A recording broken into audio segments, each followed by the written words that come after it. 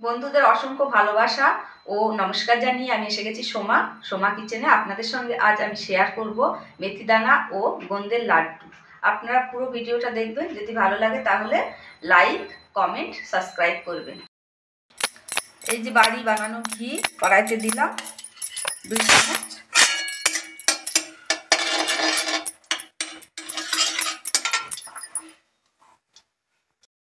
এইগুলো গোন্দ, এইগুলো কড়াইতে যেই ঘিয়ে দেবো না, ফুলে ফুলে একদম ফেপে উঠবে বড় বড় হয়ে।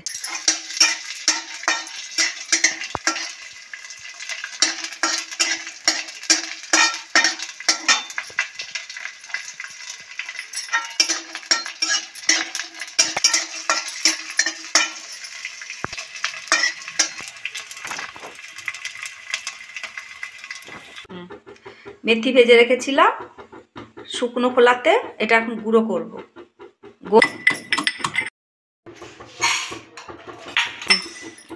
এই যে গোন্দগুলো ভেজে নিয়েছিলাম, এইগুলো এখন গুঁড়ো করব। এর ভিতরে সব ঘি ঢুকে আছে।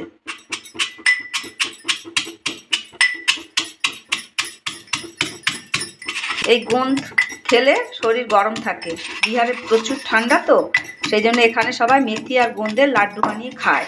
আমিও শিখেছি, তা আমিও একটু বানাই, আপনাদের সঙ্গে শেয়ার করছি বানিয়ে।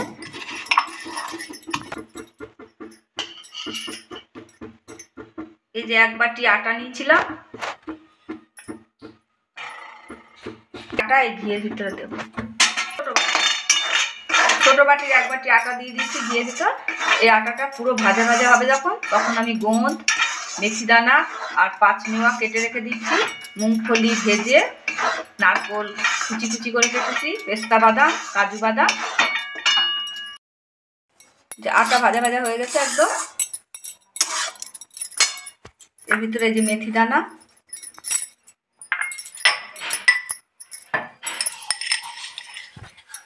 গোন্দ, মেথি দানা শীতের সময় খুব শরীর গরম করে। চিনে বাদাম ভেজে গুঁড়ো করে রেখেছিলাম, নারকোল কুচি, কাজু, কিশমিশ আর ছোহারা সব কুচি করে এরকম মিক্স করে দিলাম।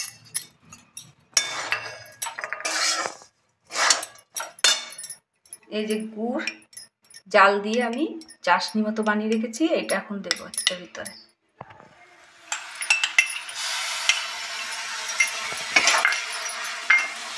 খুব ভালো করে মিক্স হয়ে গেলে গোল গোল লাড্ডু বানিয়ে নিতে হবে।